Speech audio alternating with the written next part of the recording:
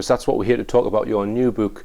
Just give us the title of it, Baram. The Satanic Protocol. The Satanic Protocol, and, Yes. and the subtitle?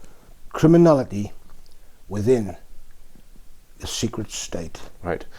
So this book outlines a lot of what was shown in the first 3 programs of the forensic historians, which includes what you allege was an incendiary device placed under your bed, which was an attempt on your life, you believe, which was then covered up by Northumbria Police.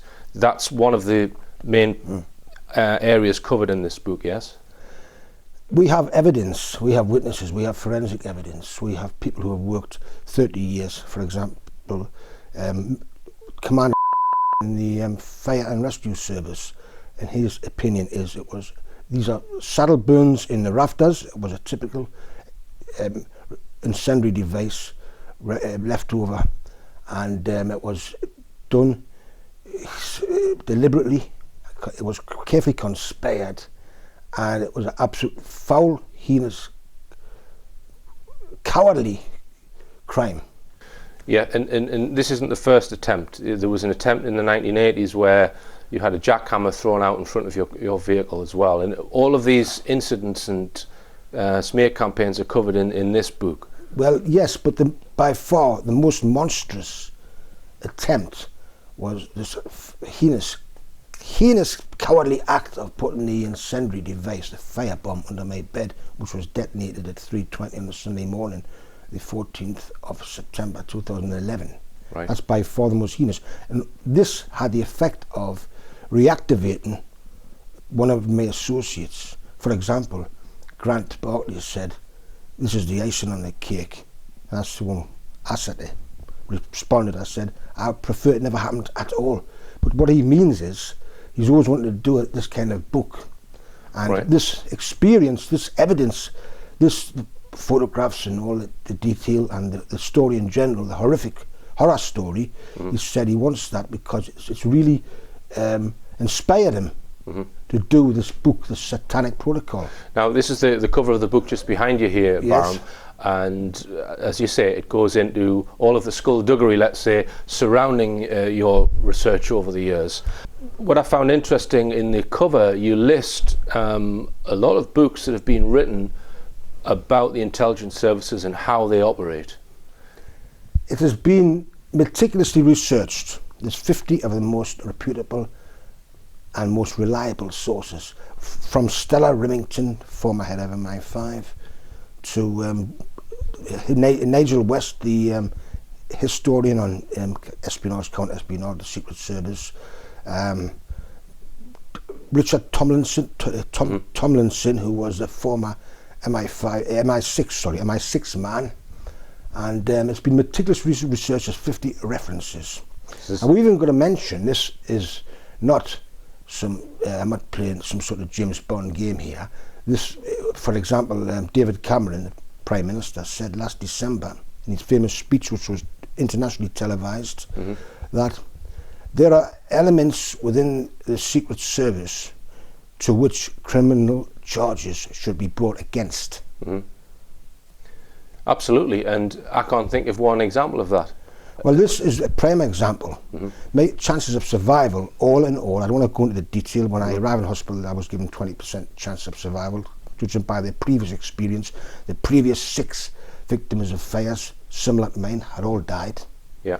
I was given 25% chance of survival. Recently, since that atrocity, there's been 6 fires nationally and in Wales. Virtually everyone died, and it was not a slam dunk. This was, for example, with Marie Smith. For example, she put paraffin or petrol in a cot outside in the doorway. Well, that's not half as lethal as putting an electronic bomb under the bed. Yeah. So you believe an incendiary device was planted underneath your bed in August 2011? Yeah. I know I've seen an incendiary device. I know a former MI5 operative showed me one back in the late 90s. Now, if you want to watch the program which covers that, it's program number 88, which you can watch from richplanet.net website, and it shows all the video evidence that an incendiary device was planted underneath Baram's bed. You envisage this book to be published in a few months' time, Baram? Within the next year at least. Right, and it will be available to buy from richplanet.net once it's published. Well, this book is not about me as an individual. This is a public policy aspect. Mm-hmm.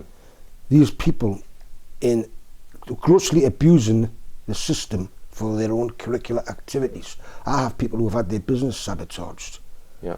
There's people who have lost jobs or wondering why they didn't receive that promotion, and they actually agree with me.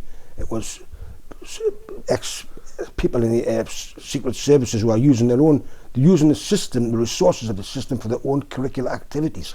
So it's not me as an individual, it's basically a cancer in society. Right, and it's a true story based on things that have happened to you over the years of your historical research. But it's written in the form of a novel, is that right? It's written in the form of a racy, really spy novel. Not necessarily, it could be fiction, not necessarily spy novel. In the main purpose of the book is to expose a monstrous atrocity which would make the Marquis de Sade puke. Okay. Now, just tell us about the physical and psychological effects on you of this atrocity in 2011. The physical and psychological effects are I've been diagnosed with having a fractured memory. Mm-hmm. I have got post-traumatic stress disorder. I've been given all sorts of medication for that. Right.